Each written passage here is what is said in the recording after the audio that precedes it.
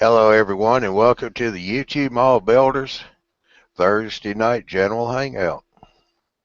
Thursday's hangouts are for the general discussion on mall railroading that we all can set a topic to discuss for the night. Sorry for the hesitation. I'm getting all kinds of pop-ups on my screen here.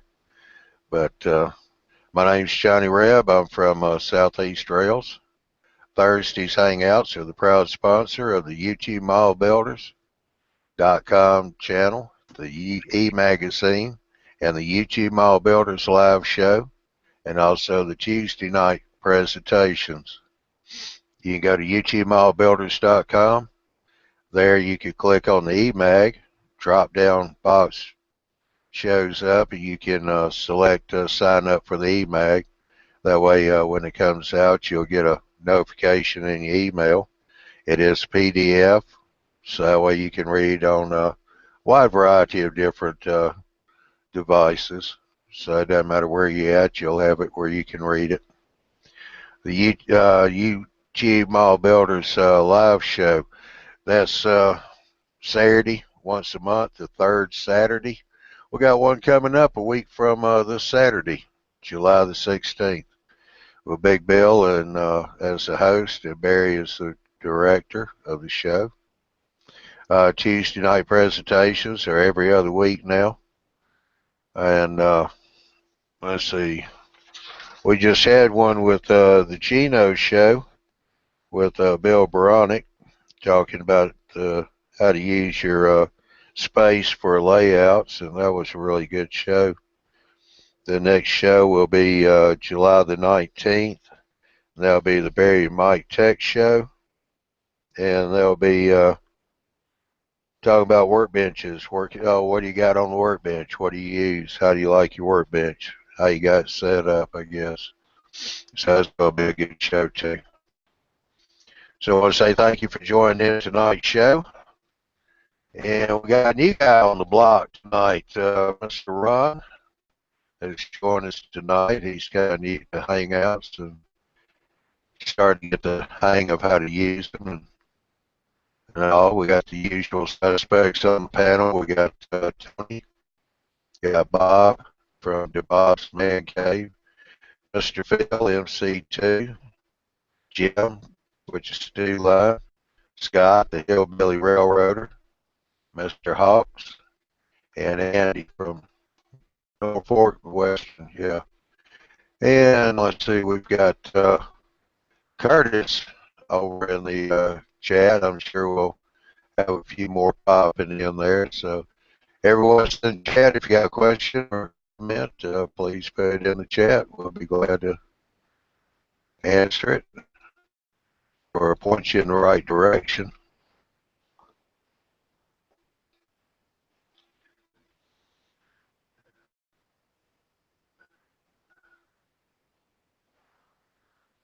All right, Dwight, appreciate it. I mean, we do have a space or two left here on the panel. Let's see.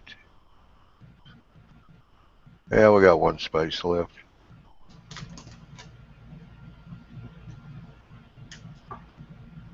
That may be just on your end. Any of y'all on the panel hear me breaking up? Mark Doman said I'm breaking up. Yes, I am. I don't hear it. Say I am, Phil? Yes, I heard you breaking up. I was going to tell Mark he's just hearing things. Quit shaking this computer. All right, I got a question for everybody.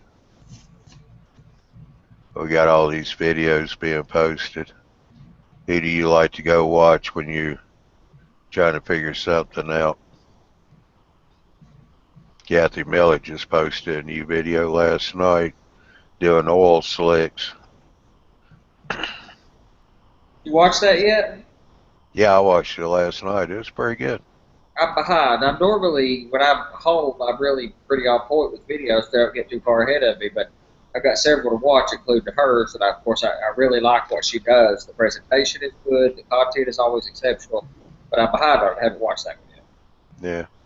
Real quick, Ron Kleiss, yes. DeBob is at the show right now, so is Andy. And right after this show, I will be leaving to drive up there. So I'll be there Friday, Saturday, and part of Sunday.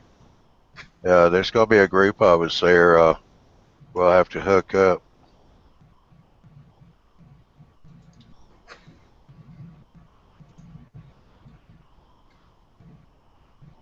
All right, back to the videos. Who else likes to watch somebody? Give me some names. I like to watch myself, but I go to sleep that way. Luke Tower, gotta mention his stuff. Yeah. I'll think of some more in a second. Charles Trolls Kirk. How about that one? Oh yeah, I mean his modeling is some kind of exceptional. I mean he's top of his class at modeling, but he doesn't do a lot of videos. They're really good what he does, but he hasn't had one in a bit. So The Bennetts are good too. Stephen Robert. Yes. Stephen Bennett. Yeah, Stephen's the son, but Robert usually does the most of them, I believe. I haven't really seen Stephen on the camera, so I wouldn't know. But yeah, but they're they probably have, I think that's the 77 videos, starting from number 1 when they started their layout, and now they're up to 77 or 76. Very detailed, and he shows you different products that he has that he gets from overseas in Germany. A lot of the nice Hecky stuff and the miniature and all that jazz. So. and he's turned me on to some companies that I didn't know about, like Pollack. Yep. I ordered some recently, but it's going to take me a few weeks to get it. But some vendors that I've looked around for various products that I had not found or heard of Pollack before. And he drops a video every week, and it's fairly long and substantive. So he's a great one. While I got the mic, you Ken Patterson stuff for Modern Road Hobbyist magazine. His What's Neat column that comes out every month. I look forward to that one too. Yeah, Dwight over here says he likes Luke Talon, Bennett, and TSG videos, and DeBob's and Traymaster Hobby and Traymaster TV. And Curtis, he said when he got started, he was watching Mahler Man Mike. He said he helped him out a lot. Lex Parker. Yeah, I wish Mike was back active doing videos. His are really exceptional. I will say the fellow that come on the live show recently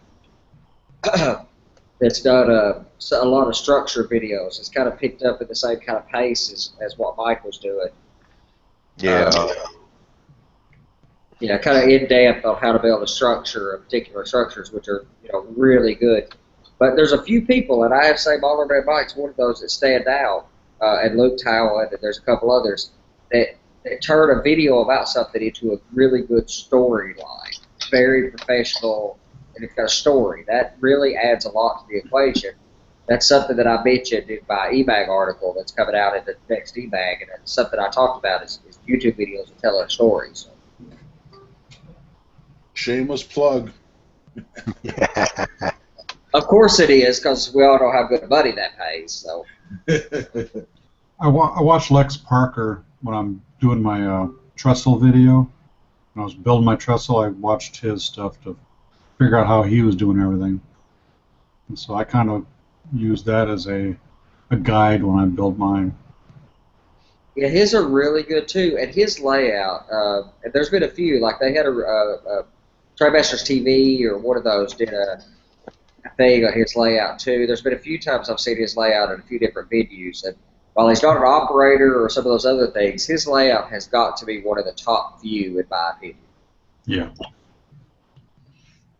Yeah, Curtis also said that Jim and Phil were big help to him, especially when he's doing his clouds.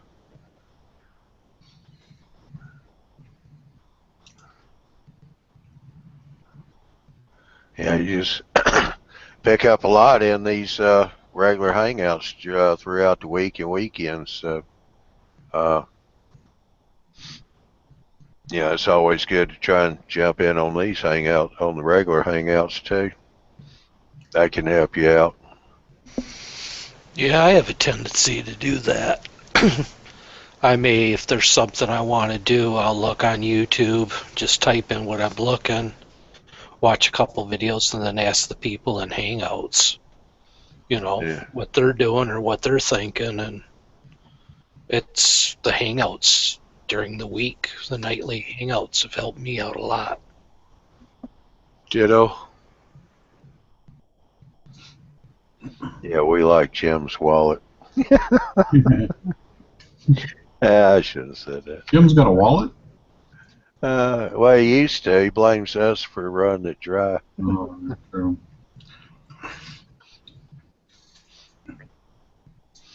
But,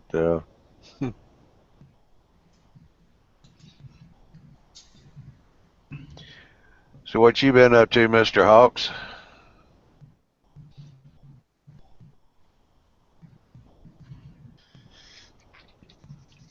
Lately, I've been working on my Helix. Ah, there you go. Well, Good. it's been keeping me very busy. I've got a question. Okay. Let me look at.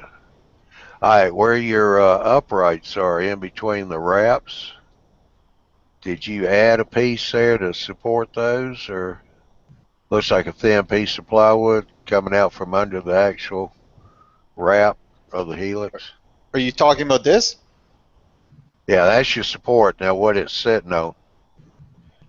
Oh, it's sitting on masonite, 1/8 of an inch. Oh, okay, that you've attached to the bottom side. Yeah, because the circles have 4 pieces. Yeah. Because it's a 30-inch radius, so that's 60 inches. Yeah. Now, you gonna put any more upright supports like you see a lot of other people doing that goes the full length of the Helix to help support it, or?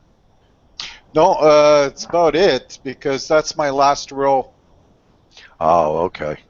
So I didn't need that much, but I'm going to be removing them because I'm going to be putting a border all around it so that if there's any derailment, that it doesn't go on the floor. Yeah.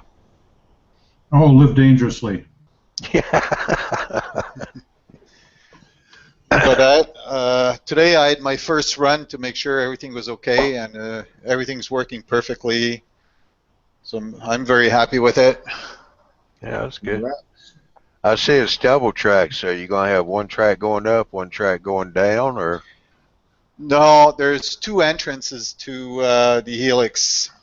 There's going to be one coming from here. I don't know if you can see. Yeah. There's one that's going to be going right across, and this one here continues this way, and then curves and goes over here. Oh, okay. So there's 2 entrances, and they basically will meet and go down. Okay. So I can either use either one of them to go up or down then. Well, I could, I could also, depending, I guess, on the operation. Yeah. Because there's going to be 2 towns. Like if you're the ones that are going to be coming in from this on that side of the wall is going towards Montreal, and this one will be going towards Ottawa. Oh, okay. So basically, my staging has 2 towns. Yeah. By the way, nice headphones. Yeah. Is there going to be reverse loops on those, or just point to point? No, there's a reverse loop in the staging area. Okay.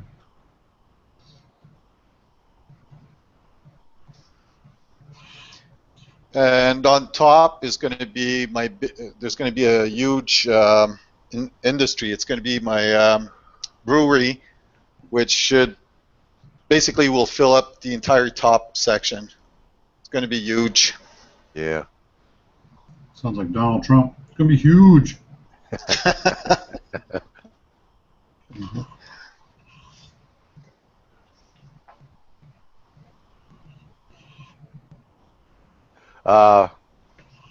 Ron is asking, what is the height separation from deck to deck?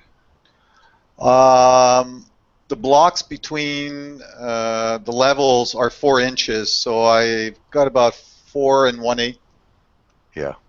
The slope for the inside track, if I'm not wrong, is 2.12, and on the outside, and the inside is 2.27. So it's a pretty decent slope. And he's probably talking about the total distance between your top deck and your bottom deck, your station deck and your top deck. Okay, the bottom. Okay, yeah, the staging is at 24 inches, and when the train goes out, it's at 42. So it's 18 inches. Yeah, that's a really nice, comfortable height, especially being staging down there and allow you to get into it quite easily. And 42 is a pretty good compromise in layout height. Allows you to get in access pretty good. And yep.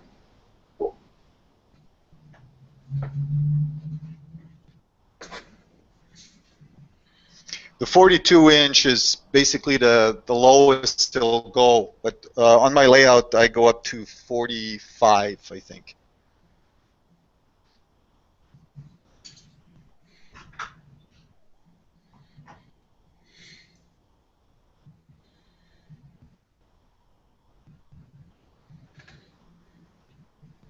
So are you? What's your prototype that you're modeling?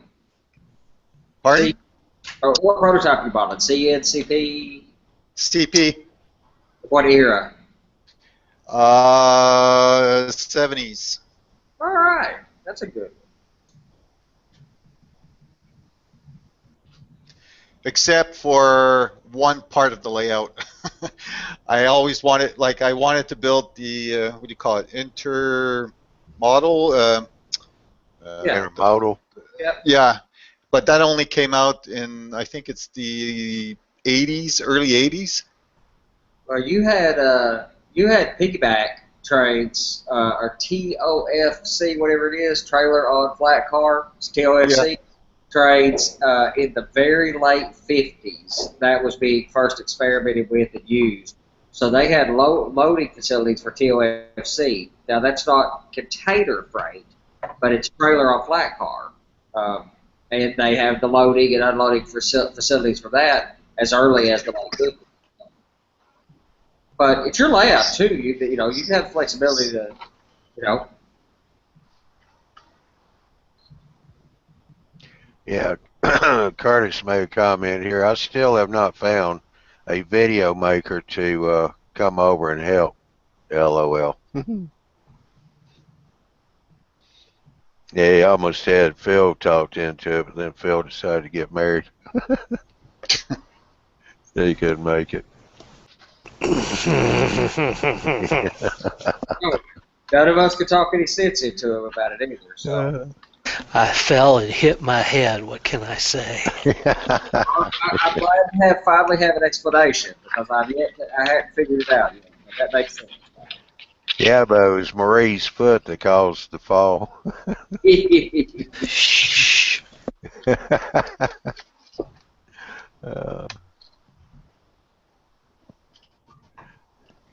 Ron, while you're in here, are you going to the national show this weekend?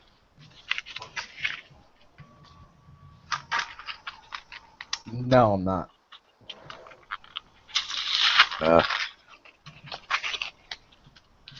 How about Ron Clouse? So he's over in Q&A. You coming up to the show or coming over for you?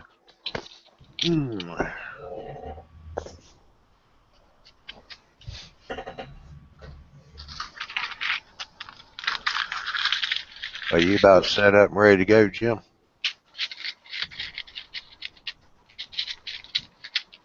Yeah, everybody ought to be coming to the show. That's where all the cool kids are, right?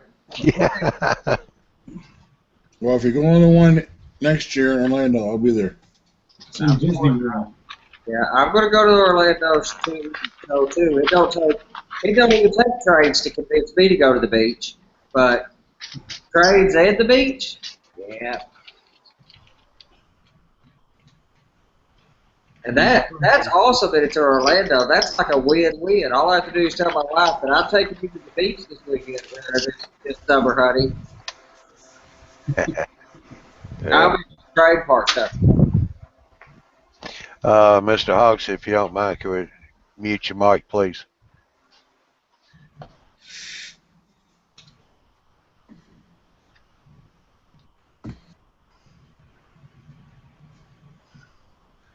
Well, Jim is about to mix up some ground goop. Yes, I am. He's got all the ingredients right there at hand. Yeah, I thought I'd mix up some ground goop, let others see how I've seen it done. All right, well, I'll just turn it over to you. I got you presented right now. Okay, buckwheat. Well, 4 ingredients are what it calls for in the original, and I can't remember the gentleman's name, but that come up with this. And one is celluclay. Loose sassy. Loose sassy, okay. Celluclay, which is an instant paper mache. You can get this at Hobby Lobby and other places. This is a 5-pound bag, which is $24. But if you get the old Hobby Lobby 40% off coupon, you'll save a little bit. And you can buy it in the 1-pound packages.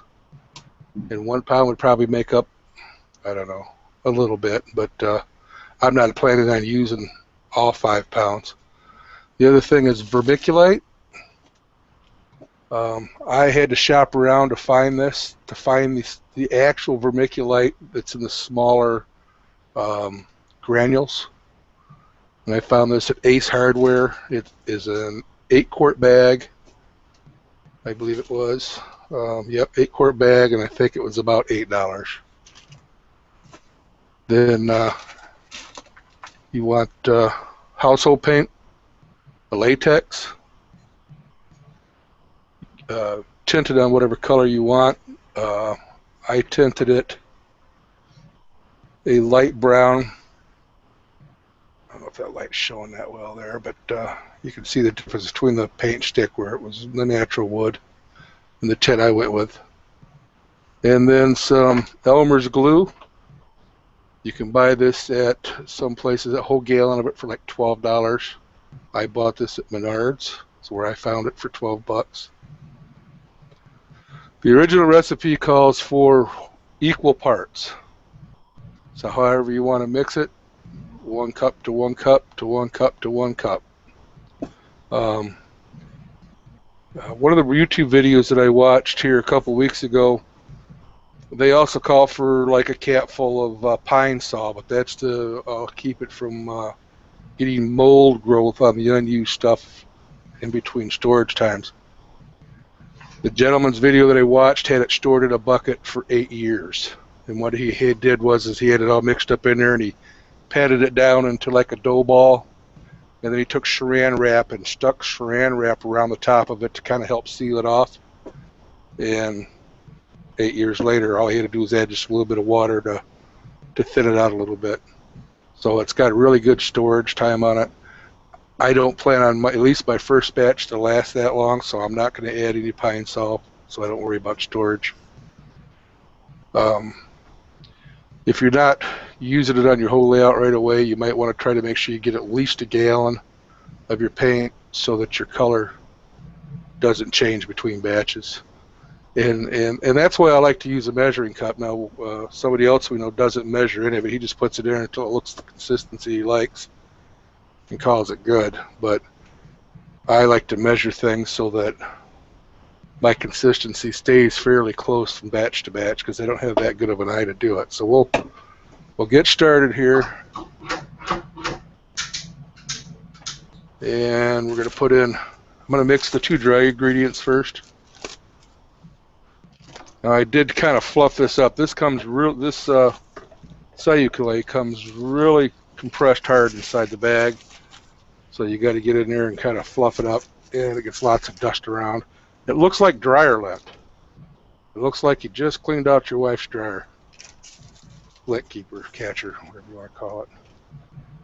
I'm going to do 4 cups of each flavor, except for the white glue. Now, Andy makes this, and he doesn't use any white glue. He just preferred not to use it. I'm probably going to use it, so I'm going to pack this down, not real tight, but... And I wasn't counting how many handfuls I had in there, but... Because Andy likes to do the handful method.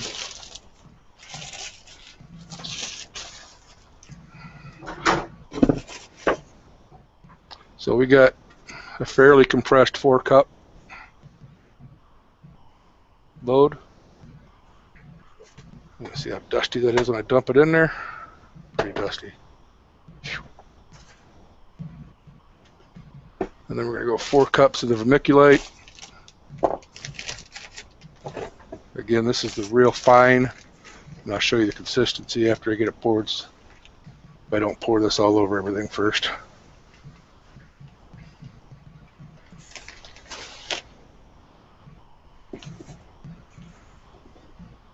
That's 4 cups right there.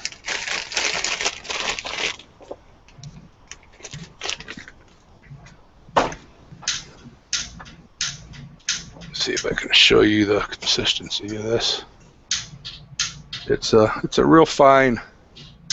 Andy, does yours look that fine? The vermiculite that you use?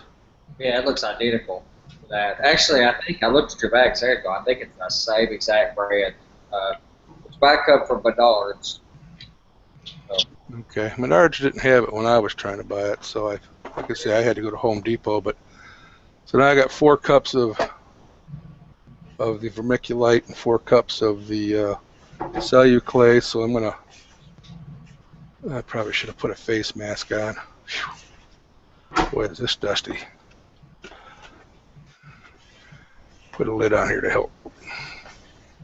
I read on the Wikipedia page when I was trying to figure out what vermiculite was about worrying about respiration. So it wouldn't be to have a cardboard face mask or something. Well, it's not the vermiculite I'm worried about. It's the celluclay.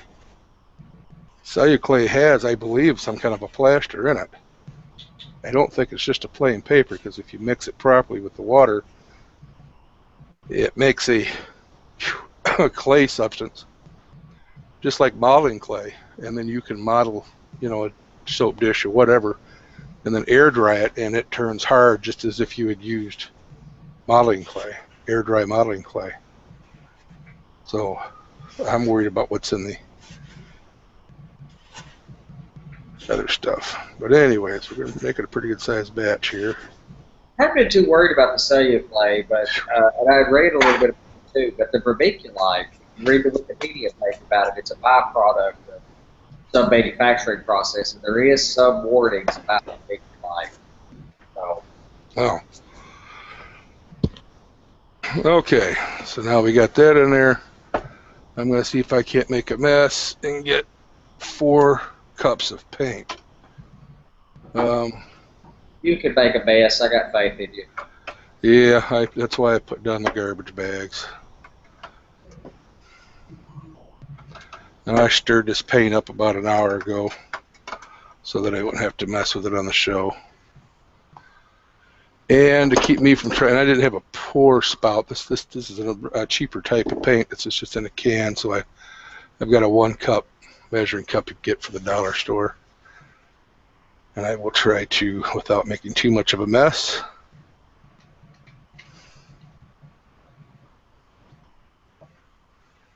There's 1.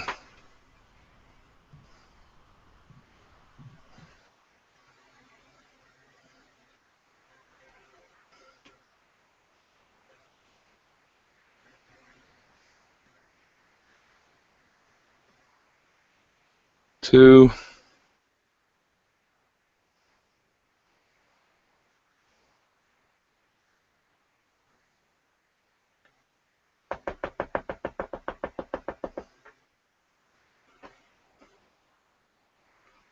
3. I'm counting so I don't lose track of what I'm doing.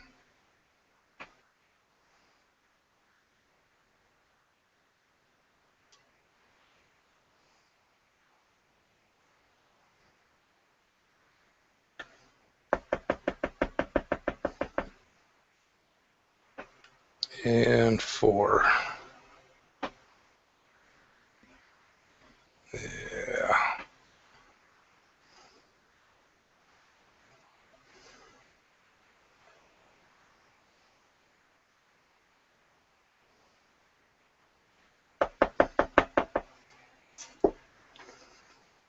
Take my wife's good spatula.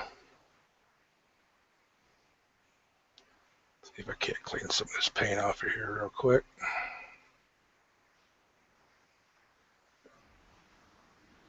We won't tell her, Jed. You're safe. Yeah, no, I'll just wash it, put it back in the drawer. She'll never be the wiser.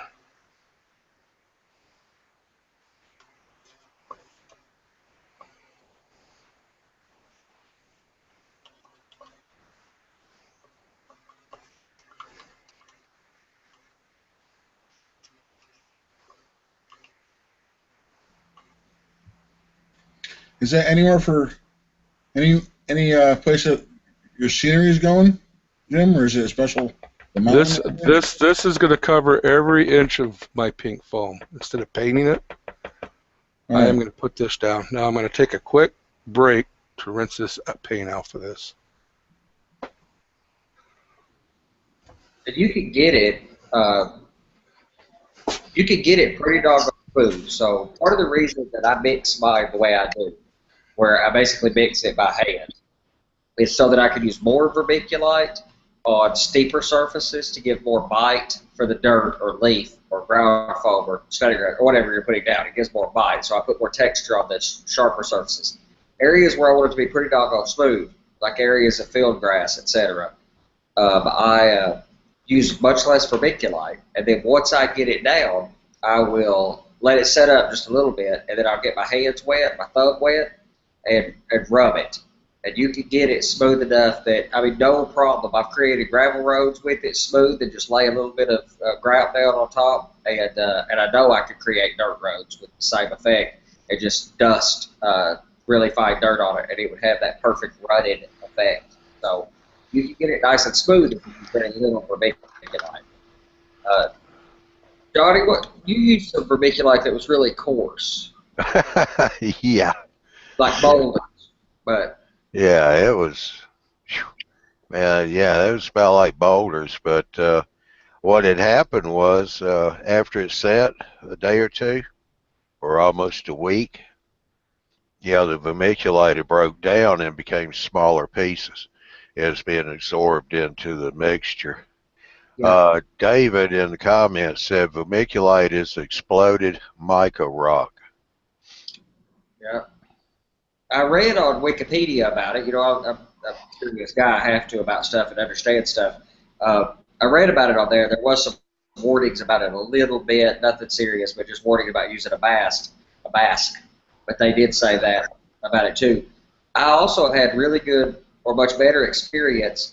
If I want to put something down tomorrow, and I know tomorrow evening I want to put something down, I will mix it up the day before and give it a chance to kind of marinate or whatever, you know, to let that vermiculite get the paint soaked into it. I find it a lot easier to apply if you do that. Yeah. I haven't had it for 8 years, but 6 or 8 months, no problem. Yeah. Curtis also asking regular paper mache work.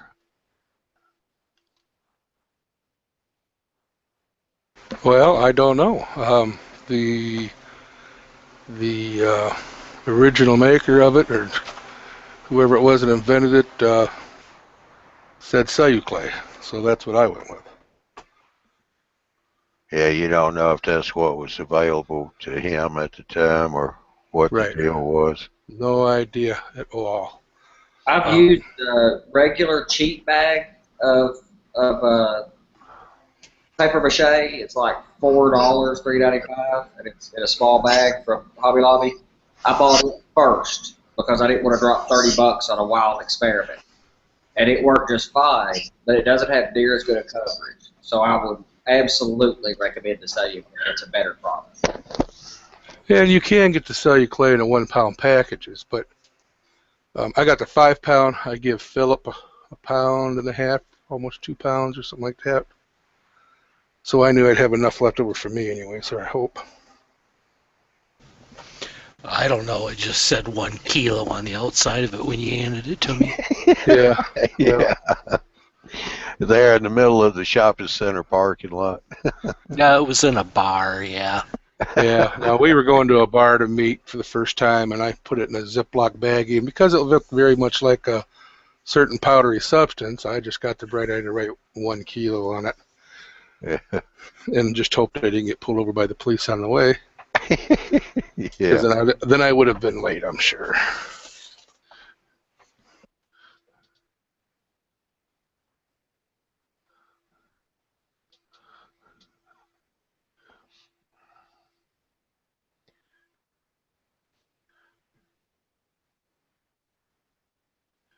Well, you can tell Jim's a biker because his camera is on a hardtail tripod way it was bouncing. No shocks. Yeah.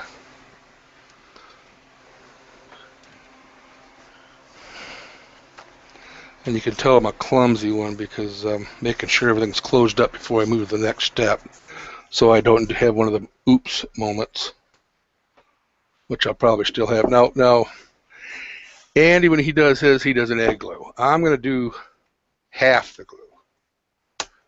Instead of going in 4 cups of glue, I'm going to put in 2. I've tried the glue.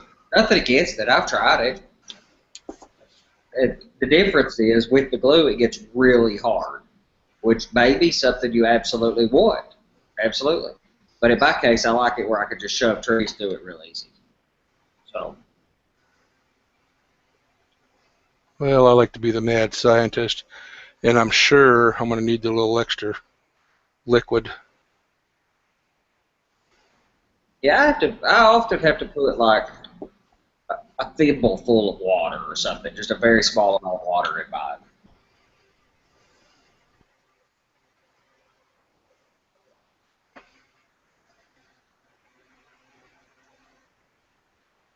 So you don't have to use the glue, and at $12 a gallon, it's about the same price as the cheap paint that I use, so it's not really saving me any money as far as the paint goes, but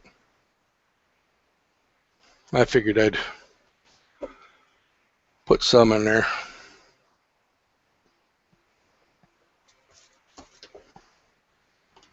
And the reason that I didn't is because I originally got my recipe from watching the modeler that I have a slight man crush on, apparently, by Confalone. He is just, he's the first guy I ever seen to use this stuff, and he did not use the white glue.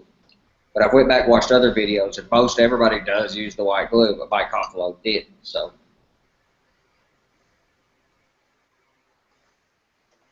Well, it's like you said, you put the glue on there, it just gives it a hard surface where without the glue, it's still flexible. Well, and it's not too flexible because I had him tap on it the other day, and it's still got a wrap to it. Yes, yeah. The only difference I'd have to say, per se, is like I don't think it'd make much difference in most cases. But for me, my trees require me to poke a little hole in there for the super trees. So it doesn't matter if it's hard or not for that. But my big trees have T-pins or nails on the bottom of them. And shoving them through, in the places where I use the white glue, they won't shove through without poking a little hole with it all. Whereas without the white glue, they just poke through no problem. But, Yeah, because I made it up. I've used it out there at the store on that layout. I put glue in it. It was completely dry, and we put the ground cover down, and then I come back and was putting the trees in, and I just used an awl, punched a hole in it, and set the tree in place with some glue on the end of it. yeah. And I glue a lot of my tree material straight to the surface. I don't poke a hole in it for for all of my stuff. I don't necessarily poke a hole. just in the places where I need to. Yeah, I'll go out there at the store. We just use all the super trees. I'll probably take some of the super trees like you've done and trim them down, maybe put 2, 3 of them together. You know, build the trunks up. Yeah, Ones that might be more foreground. Yeah, that's one of the few tricks that I'll take actual credit for. Most everything else that I do in modeling is just unadulterated theft. I didn't come up with nothing. But that's one thing, I just couldn't come up with a good way to make them look good, so I tried that. Not to mention, a lot of the super trees you get are like one-sided. They got a really pretty one side, and the other side, the back side's ugly. That looks like oatmeal.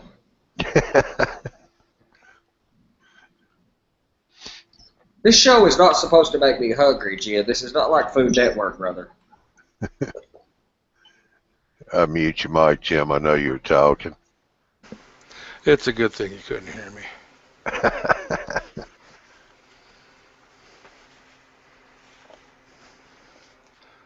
I commented, it looks like the oatmeal my wife makes, and my wife was walking by the door as I said that. So it's a good thing you couldn't hear what I was saying, or she was saying. Yeah, I knew it was coming, Jim, when you could see the bucket and what it was, because here's Dwight. Oh, yeah. Another favorite mixture of mine, Jim, is Rocky Road and mint ice cream. Yeah, and I bought the chocolate brown paint for some reason. Dwight, this is, when you come over to visit, I'm treating you to some ice cream. Really stick to your bones, ice cream. This is actually mixing up pretty good. Can you put your camera back up there? Or?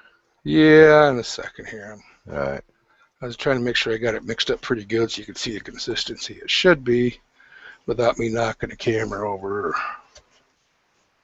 Trying to make sure I'm getting everything at the bottom.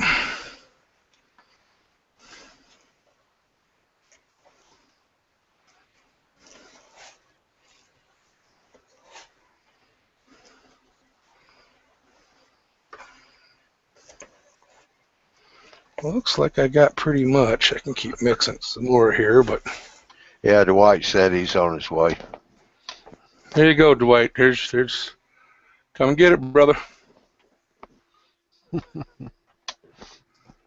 Because it looks like ice cream. Yeah, it's a pretty good stick to the rib formula. Where's the camera right there? I don't know if I can get the light over here better or not. I don't have a light right where I'm at, unfortunately. Yeah, it's showing up. Yeah, that come out to the right consistency, I think. Now, what do you think, Andy? You're the one that's mixed this more than I have. Does that look like about the right consistency? It's like a heavy cow plop.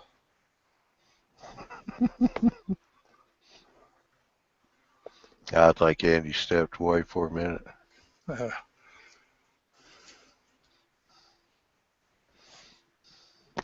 think mine might have had a little more liquid to it than that, but I mean, that right there should work. Yeah, I don't think I want any more liquid than that. I think that's, yeah. I mean, it's heavy is the reason why it's falling.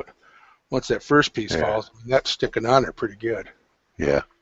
Well, I think if it was, my vermiculite was a lot bigger too, so it was kind of drying it out on me. Okay. And let's see. Sample piece.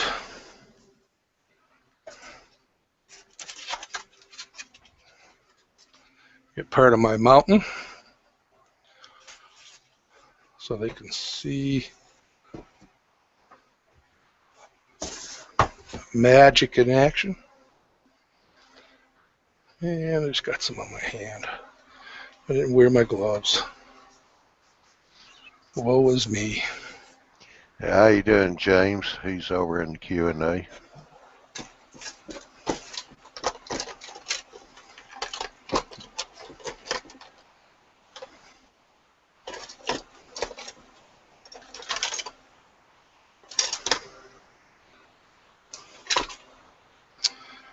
Alrighty. Here's one of the good, if you're using foam, this is something that will really help with hiding those foam lines. Women worry about panty lines, us guys worry about foam lines.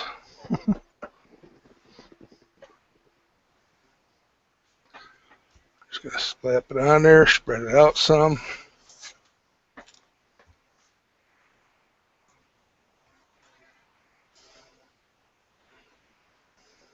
Yeah, a little too thin right there.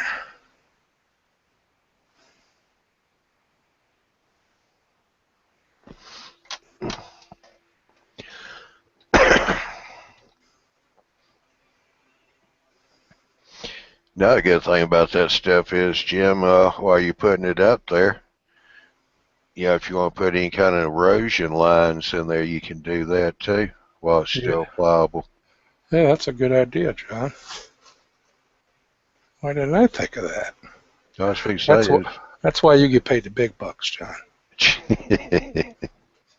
Uh-huh. I still can't afford a chauffeur to drive me up to the show.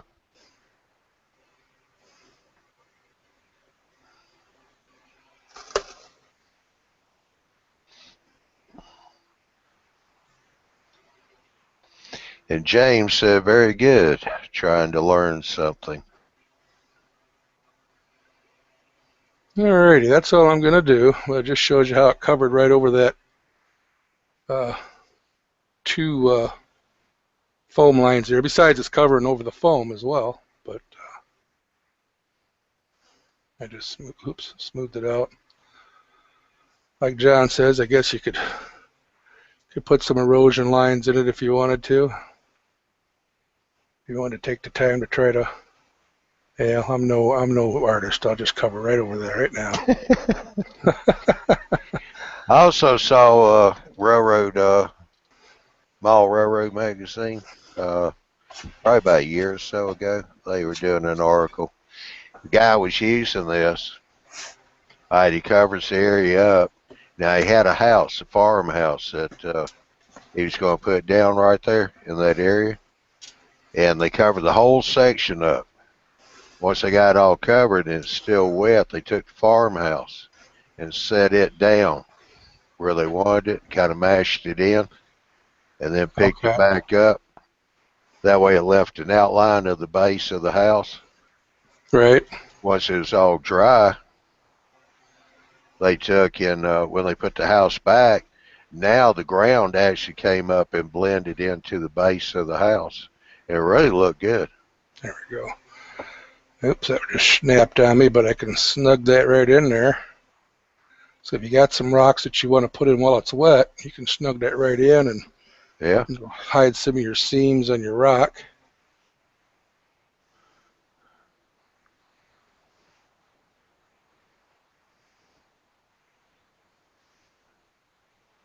You know what, Jim? That was a good thing it broke. Now you got a crack in there like you'd have. See, rocks a lot of time have cracks like that. Right. Let me go wash the spatula off, since I'm not doing no more with it tonight. Because, yeah, I mean, that works good for filling in around your rocks instead of the plaster.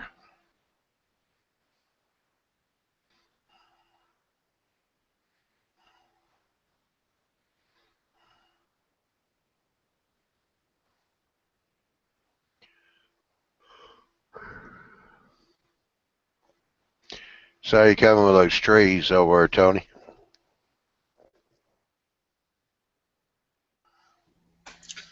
Well, very well, actually. I'm almost down to the last couple in the box. And just taking out those strange little pod fibers in there in the center. Yeah. And getting ready. I'm actually kind of not rushing it. I'm just doing something different. So I was getting frustrated with the ground covers and stuff. I'm trying to figure out. So Yeah. Well, I'll tell you what. Well, once Jim's done, I'll present you. You can show us your progress on your trees. Yeah, I'm pretty much done. I'm not gonna, I mean, the whole point of this is it helps cover your scenery base, and it gives you, now this lightweight stuff gives it a kind of a sandy look. See if I can, Gives you a textured ground cover. yeah. I don't know if that's focusing good enough or not, but. Yeah, once you leave the camera still. Oh, do I gotta do that? Yeah. Yeah, you're a little too close. It doesn't want to focus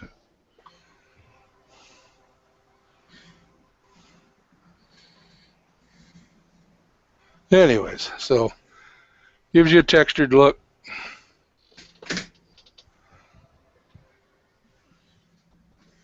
Yeah.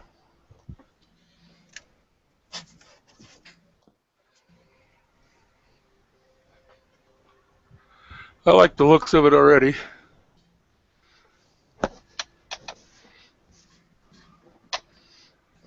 And it makes it a little uneven. I mean, so it isn't perfectly smooth if you're putting it on foam. I'm planning on doing every bit of my foam with it. Flatlands, mountains, everything.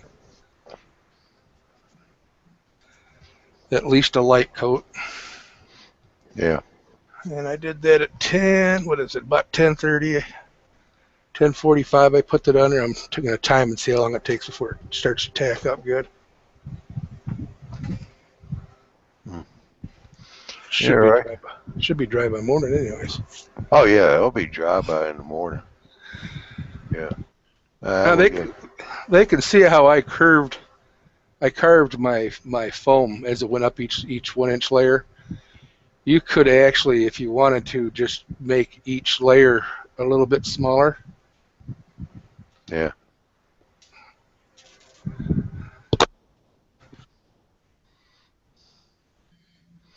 Yeah, I tell you what, while Jim's gone, we'll get Tony up here on the screen. oh boy. Yeah. Welcome to the big time. Don't mind the mess. Yeah, well, these are the super trees from Scenic Express. They come in a bundled mess in a box. Usually you get something of this nature, and they have all these little pods. You got a pod leaves you got to pull off. Then you got to straighten them with either. There's a couple methods. There's the matte medium method, where you put them in the matte medium and you hang them with clothespins, and the clothespin actually pulls it down a little bit as it dries, and they straighten out. Or you can use the method I did and use your soldering iron and just basically gently push down on a tree where your arch is in the tree and your bends, and heat it up a little bit. It'll actually form and straighten your trunks. Trees are not perfectly straight. Yeah, but some of those have got some pretty bad curves on them, though, so you do need to straighten them a little bit. Yeah, I mean, for instance, Yeah. these ones, that's a huge curve, so you gotta straighten that out. I got one tree there that I'm using on the layout at the store. It does have a bad curve in it like that, but we've got some cuts, where the track work runs through, like big hills, and I can stick that tree on the side, so it's where it started growing out and then turned to come up, fall in the sun. And it's gonna look good right there. Trees in the landscape are not, they're not all perfect. Especially where I'm modeling. I'm modeling basically a mountain, mountain tunnel, and they're with the rock in the mountain and the tunnel and everything growing, they don't grow perfect. So, Yeah. Unless you're doing a city park with them, they don't Yeah. they don't gotta be perfect. So, No. No. and once in a while you get a pretty good tree like this one. I didn't do too much of this, but cut about 2 inches off, and is basically ready to be flocked. And actually, I think I have the super. What do I do with them? I think I have this super leaves. Yeah, super leaves. Yeah. Yep. Yeah, he sent you a bag or two of it. Yeah. Yep. And I also bought some too, but I want to buy these. But yeah, so I'm happy with the way they're coming out. Now you gonna spray paint those first, or what? Yeah. Because I didn't go with the matte medium method. I went with the soldering iron method. I'm gonna do probably a brown. I see some different. I probably watched about 20 different guys in the way they do it. Some painted them, some just painted the trunks and the branches. That's getting a little tedious. I mean, a lot of mine, they're going to be kind of close together, so you won't be able to see a lot of them. But the ones that you will be able to see up close, they're going to be a little more detailed. So, I'll tell you what I did out there at the store with those trees is I didn't do the matte medium. These were some that came with a estate sale. You got a big box of them, and I just spray painted them with. I sprayed some of them with a gray, and I sprayed some with a brown. right. Just sprayed the whole thing, trunks, leaves, everything. And then when I got ready to put the super leaf on there, I just sprayed it with a unscented Aquanet hairspray. Yeah, the hairspray, yep. And sprinkled that stuff all over it. And I found I had the whole tree upside down, sprinkle some there just to get a little better coverage around the outside edges up under the limbs like you see. And then once I got it covered, I just resprayed it again with a hairspray. And it seemed to work pretty good. So I use the hairspray method sub. Like if I want a tree that's somewhat semi-transparent with not a lot of leaf on it, I have better luck with the hairspray because it doesn't put a thick film over top of the branch structure. So it doesn't destroy the look of the paint and the branches and all that. But if I want a big, thick, full tree, like when I'm building my background canopy, I want them to be fairly thick so you can't see through them and see that there's a wall. For that, I use 3M Super 77 spray because I get a lot thicker mesh. The problem with that 77 spray is if you don't cover them thickly, then you see that kind of fog or whatever that kind of builds up from the glue. It leaves a fog on the branches, and I don't like that. So Yeah, the residue. yeah, all my foreground trees are done with hairspray, every one of them. Because I won't spray 3M Super 77 on that super sage or on that sagebrush material because it's horrible looking. Now, if we could get that glue from Britain called Selleys spray adhesive, that's what Luke Towan uses, and it does not have that big, thick glove of crap on it. If we could get that, but it's like $8 a can and $25 shipping to get it here in the States. So instead, Super 77 or hairspray back in. Yeah. All right, Tony. Back to you again. I don't really have a. Actually, while I was cutting some of the bad parts off the trunks, I realized that I can use. Like I have a river scene, and I actually use some of these parts for some some laydowns in my river, or Yeah, on the actual on the hill itself. yeah, tree trunks, Yeah, deadfall. yeah. And then everything will be all, all the same quote unquote scale.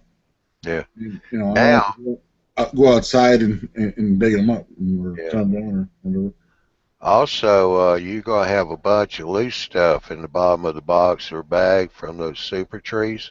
Oh yeah, yep. Yeah, that stuff works great to make small bushes and stuff too, Oh yeah, yep. or even some ground cover. Andy can tell you all about that. That's what he does. He'll use that small stuff to make bushes, and it works out really well. Yeah, I bunch it up. What I do is I throw it in I have a big old jar of alcohol and India ink, mason jar, and I just throw it down in there and leave it overnight, let it soak into it real good, and then I'll pour it over through a piece of cheesecloth and let it set dry out, and then I just use that spray adhesive and spray the scenery area down, like mask it off, spray it down, and then just stick it down to it in bunches, and then after the glue dries, I may break a few twigs that are sticking up stupid, but I don't even hardly place them. I just bunch it up and shove it on there, and then come back and throw some leaf on top. Right. Good tip. Good tip.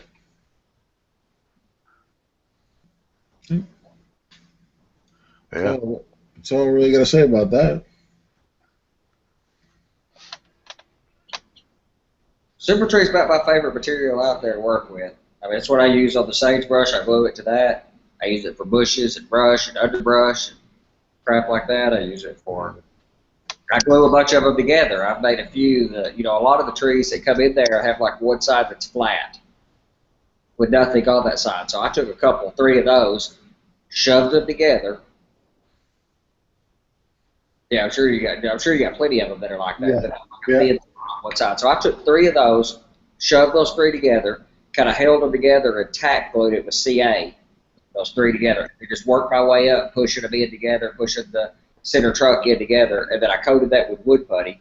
Let it set up a little bit, drug the back of an X-Acto over it, and then after it dried, I took a soft wire brush to it, and then sprayed it with that dark paint and dry brushed it with the gray. And it's the way I was making my foreground trees until I got a hold of that sagebrush.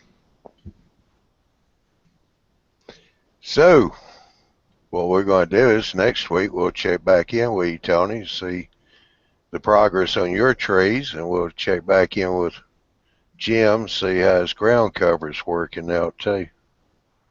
Excellent. See what kind of trees you're growing. They might be at least painted by next week. I don't know. We'll see. Yeah. We'll see. Yeah, it'll be interesting. This is fun. This is really fun. Yeah, it can be relaxing too.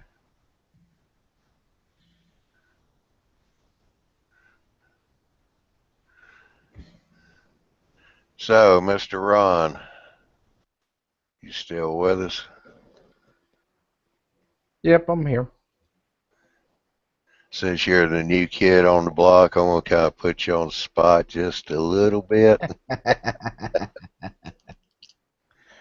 Yeah, you're just kind of getting in here. What's your thoughts about our Hangouts? I think it's pretty cool. I found it yesterday just by Google searching something. I forget what I was searching for, but I found it. And it's pretty cool. There's a lot of other people out there modeling, and you can't always get a hold of them easy. It's a pretty neat idea. Yeah. We're trying to present stuff that everybody would like to see.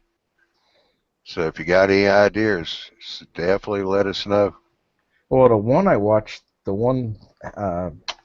watched was the track planner guy. LS Tuesday. Yeah, and actually he made me think of a few things for the layout I'm planning. I went back and was messing around with the layout today, like, oh yeah, that might be too far of a reach. That's true. Yeah. You don't think of it. You think, oh yeah, it'll be just fine. Yeah. So that was cool. Yeah, he's been a big help to a lot of people. Yeah, I had come across his website a while back, and I read it and looked at his stuff and all. He does good work from the looks of it. Yeah. Dwight said, welcome, Ron.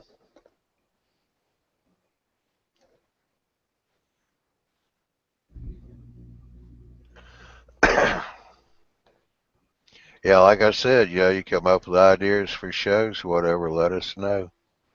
Yeah, I'll think And about if you want to write an article for the EMAG, JD will be it. glad to work with you on it. He does a great job working with people, him and his team.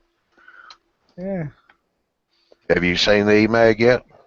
yeah. It was. I paged through a couple of the beginning issues. So, All right, that's good. yeah. Yeah, we got I them all I there. couldn't sleep last night. Yeah, well, we got them all there archived for you. So, also, you can go to YouTube Mall Railroaders on YouTube, and that's our YouTube site. And we've got all our recorded shows, Tuesday night, Thursday, and the live shows there. So you kind of thumb through those too. Yeah, actually, now I remember how I found the videos. I was looking for switch list stuff for operations, and I found one of the videos that they did on JMRI's operations module. Yeah. Yeah, Mark's got a comment up here. I guess you're in PA, Ron? Yeah, I am. All right, so maybe you'll understand this. Hopefully it won't make you mad. Mark's in PA also. He said, same here. Welcome to Rat PA. Ron, LOL. To Rat, PA. Yeah, I don't know. No one's going up over me. Yeah.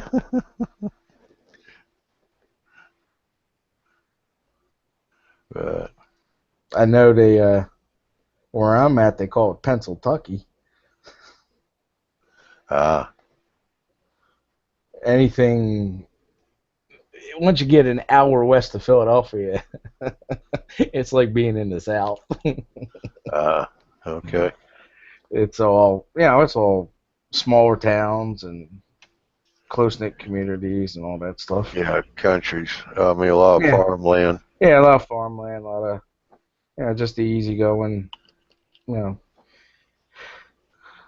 I moved out here 17 years ago, and boy, I had to learn to slow down. Yeah. It's nice though. Yeah, I live up here in the foothills of the North Georgia mountains. Oh We wow. come up here from different counties that are real busy and bustling, and also Atlanta, the capital, and they get up here, and it's a wake-up call for them. All right, yeah, Mark's reposted. Oh, I Uh, see it. Hold on, I'm in mass, and I mean to say welcome to the Rat Pack. Okay.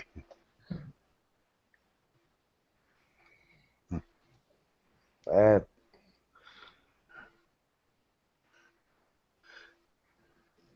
Yeah, Mark's big Santa Fe. We're trying to convert him. we're trying to convert them to. Whatever. Maybe UP or something. Who knows? Yeah, get Mark a little stirred up. He's over, I know, shaking his head no. Oh, this one will make for an oxymoron. You got a kid that grew up in eastern Pennsylvania that models the Burlington Northern. Everybody I know models the Pensy. I'm like, what the heck is that? Yeah. Well, the thing of it was, when I was growing up, yeah, all the hobby shops and everything down here were just carrying Santa Fe's and Pennsylvania's mostly. Right. Yeah, I mean, this is way on back. You didn't have as many choices as you have now on different railroads. And I just got so tired of that. And I said, no, I'm not doing that anymore. I build a layout. It's going to be Southern Railroads. Yeah, we do operations and all, and everybody models the Pensy in their layouts, and they'd say, "Why don't you do the Pensy?" I'm like, when I grew up, the Pensy was gone. You might have seen Penn Central, but the Pensy was gone. I grew up seeing Conrail and the last remnants of the Chessie, Yeah. and some of whatever remained of B&O that the Chessie still had. But I'm like, Pensy was long gone by then. Yeah, I knew I'd stir Mark up. He commented, "No way, Jose." That's all right. I got a set of war bonnets, low scale war bonnets. Yeah.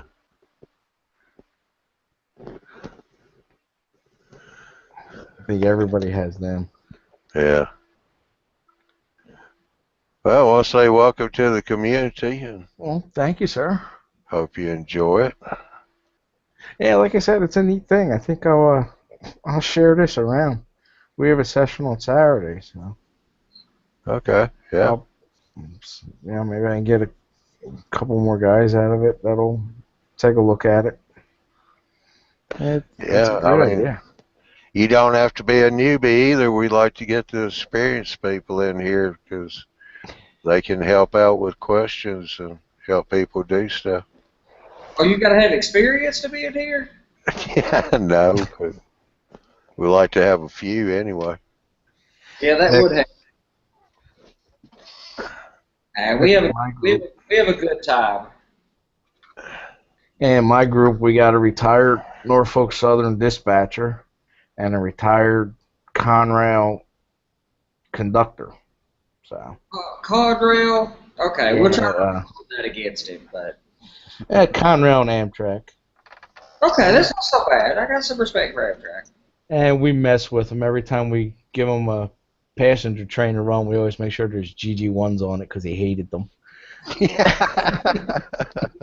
the time he got a hold of GG Woods, they were They were junk. Yeah. Yeah, they were junk by the time he would have had them. Well, I mean, you had both a bunch of years. Okay, that hurts. And you also had Penn Central, or that railroad who shall remain nameless. So that's actually the guy that's the retired dispatcher. That's who he started with. He grew up in northern Jersey, and he started with Penn Central when he first joined the railroad. Boy, you're just name dropping all the hated ones, aren't you? Oh yeah, it's great out here on the East Coast, man. It's lovely. I know. I'm an East Coaster too, and I got all the. I don't actually. A lot of people like to badmouth for some reason. I'm not sure of Penn Central, but that era anyway, the '70s. I'm on lot 250, but the '70s is a fascinating era in railroads, man. I mean, oh yeah, the U-boats and the old first generation diesels that are beat within an inch of their life, and I mean the '70s is just a very interesting time in prototype railroad. I've got pictures I collected from the BN that have grain trains in the middle of grain season with 8, 9, 10 covered wagons hauling them. I mean, and that was 1974, 75, 76. Those things were still around. You're talking about F3s, and they were still around. Yeah, that F3 is what, around 44, 45, something like that? Yeah, they were late first generation.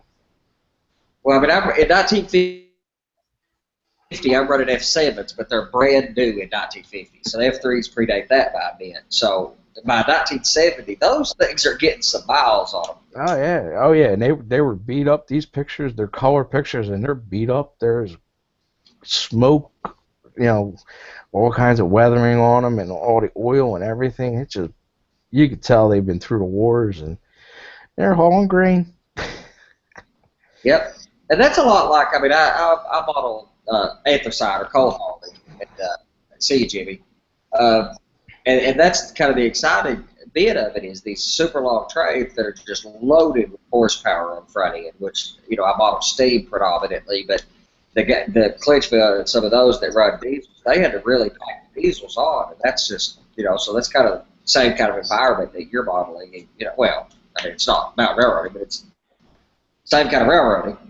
Yeah. Yeah, they just, they just added another engine. All right, you got another 100 tons. Fine, we'll just put another engine on. And they had them. Back then, they had them. They were sitting in the yards. They just used them. Yeah, for those of us, you know, the guys that like the operation side of it, I've got a you know, per axle, number of cars per axle, you know, two cars per powered axle kind of situation to rate motive power. So if you get up in some cars, it takes some power. And like the La Mesa Model Railroad Club, they do that motive power rating too. So they're trying to run 60-car trades. He said by the time you get 60 cars trying to meet the motive power requirements, you know, a pretty substantial portion of your trade is locomotives. Yep. Yeah, we got the one layout that we do, which is the NS dispatcher, the retired dispatcher. He models the Buffalo line because for most of his career he dispatched the Buffalo line. So he runs the grade on the Buffalo line up the mountain here in Pennsylvania. Is that the original Lehigh Valley? No. Okay. No, it was always a Pennsy. It's you come out of Harrisburg and head up to Buffalo from Harrisburg, Pennsylvania. And they called it the Buffalo line. And he runs that, and we've put 75 cars up his grade. You're welcome, Tony. Up his hill. And I think, if I remember right, it's almost a 5% grade in the middle of the hill. Oh, God. That's some kind of thing. I'm really doing some serious grades on mine to force helpers to actually have to do the job. I'm going to use 3. That's what he did. He has it. Anything over 13 cars needs a helper. And when we ran the 75 cars, he actually cut a set of helpers into the middle of the train. SP style. Yep. Yeah, he stopped it. He stopped it short of the helper pocket and cut them in the middle of the train, and 2 on the front, 2 in the middle, 2 in the back. Shoved that thing right up the hill. There's a bunch of railroads that did that thing. I just always think of the SP, especially with the ACs, the cab forwards doing that. But like the Southern was famous for that, and the use of the dynamometer, whatever radio car. I keep calling it dynamometer, but right. The radio car. I want to interrupt for a second. Y'all keep talking. I'll be right back. I'm still listening. Okay. No worries, man. We all gotta have clean laundry, Johnny. Anyway, I listened to either some guys talking on one of the podcasts, Model Rail Radio, or one of those, or it was a forum post on Model Rail Hobbyist or one of those talking about a guy doing a helper operation, and everybody, for the most part, everybody's comments were, "Don't do that. Don't waste all the space that it takes to build a helper operation. Just put a lot more industrial switching on your layout. It's a lot more fun. Helpers stuff." I adamantly disagree with that. I think a helper operation is one of the most enjoyable if you do it right, to where the operators have to work together or they don't get to the top. Right. Well, he does. That's what I'm trying to do. He actually does it both ways too. He sends them down a hill, and uses them as the brakes too, just like normal. Yeah, break this. Yeah, that's, and I just think a helper operation could really be fun if you do it right. So I'm setting my layout up in such a way as that, one locomotive, these are, Y6Bs or Y3s or whatever that I'm running, and they'll pull, it's a 2882, so it's pretty beefy locomotive. But these probably limited, cast locomotives will haul some pretty serious weight, but I really heavily weight my cars, a lot more than NMRA spec. So one of those locomotives can pull about 20 cars, give or take, 18, 20 cars, with good rolling trucks and all that, pull about 18, 20 cars. So I'm trying to run 30-car trains. So if the helper's not doing his job, if the slack's not somewhere in the middle of the train, you're not getting to the top. Oh, no. Yeah, because all that helper's doing is acting like a dead weight, pulling you back down the hill. Yeah. That's fun stuff. That's a interesting business. And there's nothing like having prototype engineers or trainmen as part of your operating crew. Because It's really, you could read everything you want to read about it.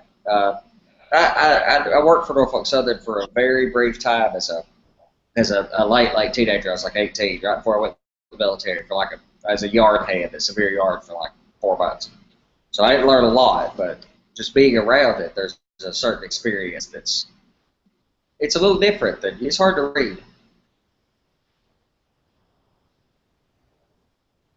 But we're sure glad to have you on here, man. Having some. Well, thank you.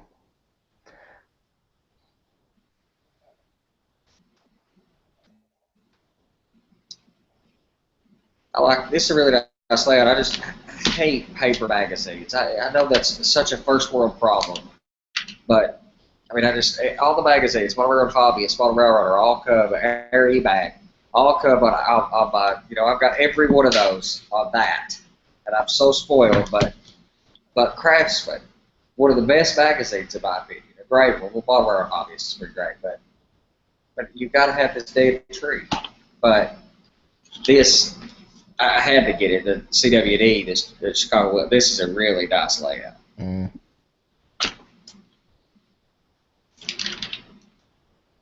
See, I still like the paper. I know. I like paper mag, paper books.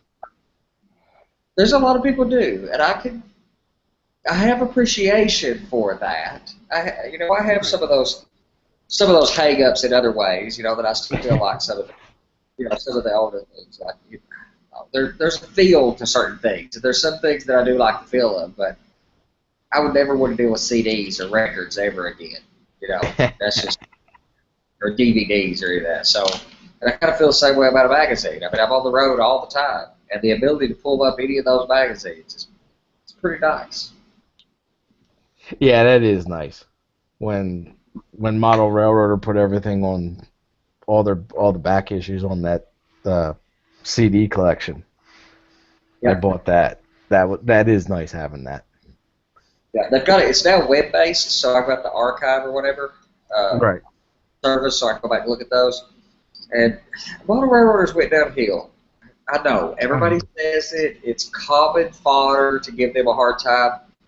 I've had my Model Railroader subscription for like knocking on 30 years. I'm not ready to give that up.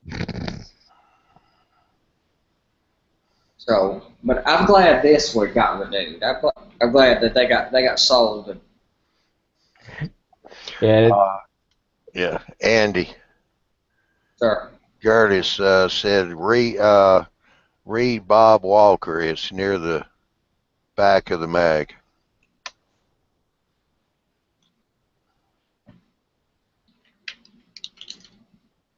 All right, I hadn't really got through it a whole lot. There's GG Woods, by the way.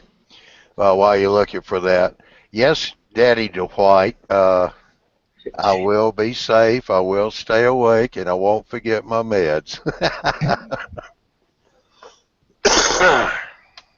Bob Walker. Yeah, man, that's nice. I haven't got that far yet. Scratch building is always good stuff. That's the thing about RMC. That's something that Model Railroader's trying to do some more of that stuff, but this is Bob Walker's article where he's scratch building and background building. It's a good looking building. Oh, cool. Yeah, it's a good looking building. Hang on. You got it in focus now. Well, all right, there you go. Yeah. Anyway, that's a good looking background building. And hang on, one more picture of. There was a picture where he shows. Yeah, that's kind of the view I like right there. Shows what he's actually doing. That's kind of, it's a flat. It's a thick flat, but whatever.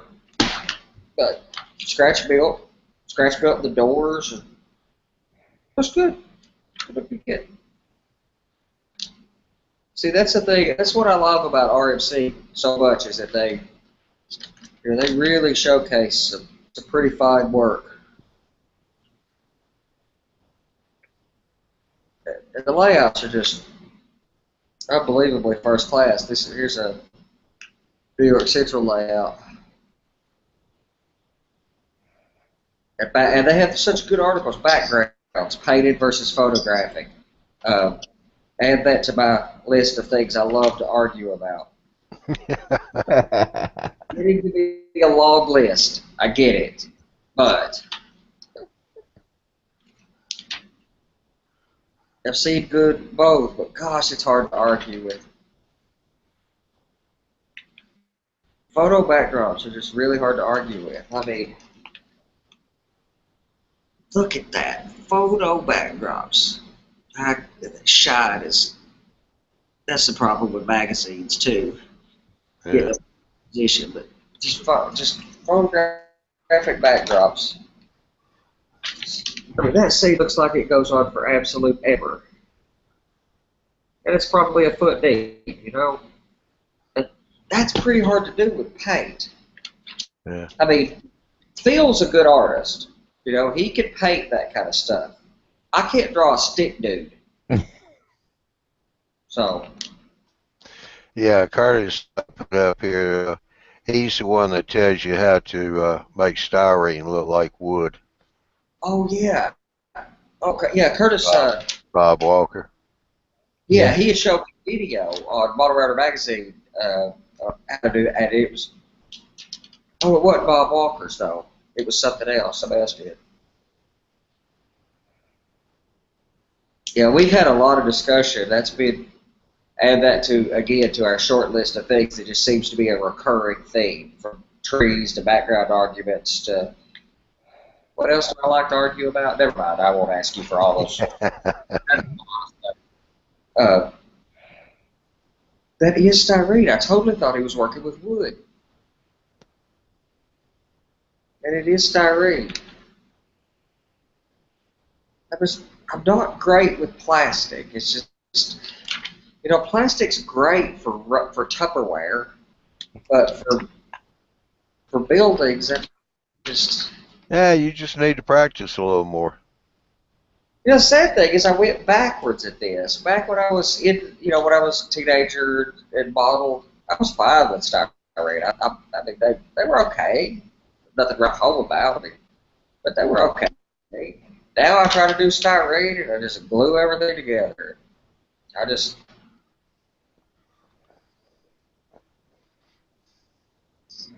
this series on signals, I know the Barry and has talked about these a few times. And he sent me the PDF of the first several of these, but this is part 7 of Bruce Chubb's series on signaling, talking permissive block stuff. This is a great series. I've already read the first 4 or 5 of these. Yeah, Curtis said he's got the book and it has so much stuff in it. What book? I guess he's talking about that magazine. Oh, okay. Yeah. Yeah, this has, it's like, I seen it, and I loved RMC years ago. RMC's a great magazine. But I seen the cover of it had I think its name's Todd, I can't think of his name right this second, but that does the CWE, which is a, Appalachian coal hauling railroad on headlight track, so right up my alley. Thomas Patterson. And he's up in Cincinnati, or somewhere around there, so he's pretty close to me anyway. I've been meaning to look him up. He's part of an operations group that I've talked to some of those people on. But that's an Appalachian coal hauling railroad with headlight track, so of course I would love it. I seen that on the cover, and then I kind of thumbed through it. And the next article was Trevor Marshall, who's a Trainmaster TV guy, and he had this article on dots and dashes about Morse code. I mean, that's just too much, man. I got to do it. How could you not do this? This is awesome. Yeah, Curtis said that's Bob Walker's book he's got. Oh, okay. He has like a. Oh, come on. Going to bed, Bob. All right, Bob, we'll catch you later. I'll see you sometime. Hopefully tomorrow or Saturday, so have a good night. See you, buddy. Yeah, I need to look up his book. There's a few books I've really got to order that I keep talking about and haven't, like the guy who makes trees for Britain. I can't think of his name right now. Whatever it is, he's got two or three books out. I've got to order them. And digital's great But there's a lot of stuff. I mean, I like having it on my iPad, but there's a lot of stuff out there that you got to go back to paper for. You really do. Yeah. The guy I'm thinking of that does those trees is Britain does the trees like Phil does, the wire trees. Well, I tell you what, we're kind of dwindling down on people, and we're trying to stretch the subject matter here a little too much, I guess. It ain't spaghetti. So I think I'm going to wind this one down. We got a good hour and a half in. Jim did a presentation. Tony did a presentation. So one's ground cover and the other one's trees. We've had some good conversation in between. So let me see if I can get this thing working right tonight.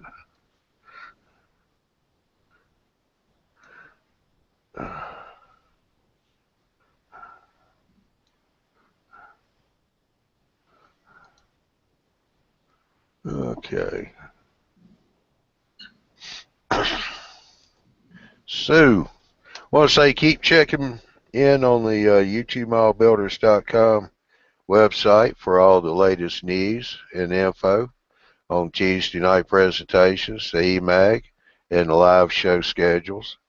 The live show is once every month, and the eMag is bi-monthly, with Tuesday's presentations every other week now. And Thursday's general hangouts are still each week as well. You can go to the website, sign up for the eMag to be emailed to you every other month when it comes out. Like I said before, that is a PDF format, so you can pull it up on a wide variety of different devices. So it doesn't matter where you're at, you got it there to read. Pass time with, learn something new. JD and his crew do a great job. Big Bill hosts the Saturday night show. And he's got a show coming up a week from this Saturday, July the 16th. Barry's his sidekick, does the tech end of it and directing. You need to check those out. They're really good shows. JD, of course, can always use articles, pictures for the eMag. So if you got articles, got pictures, send them in to him.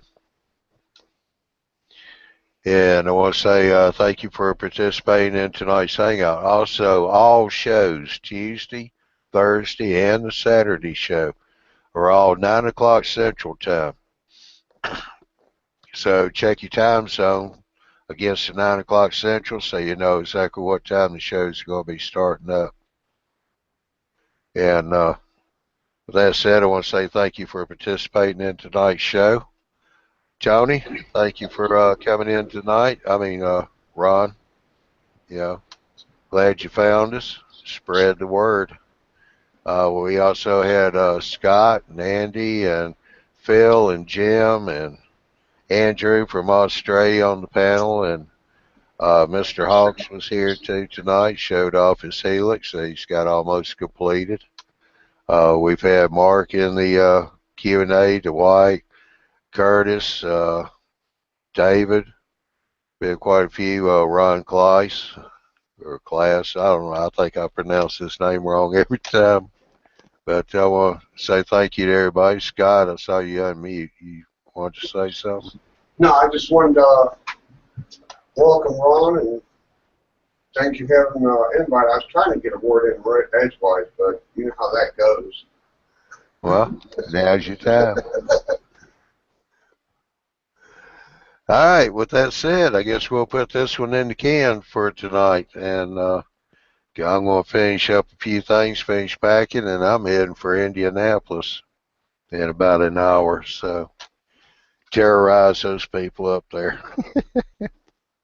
I appreciate everybody coming in and viewing tonight. Appreciate all those in the Q&A. Y'all have a good weekend, and we will catch you next week, same time, same channel. Good night, all.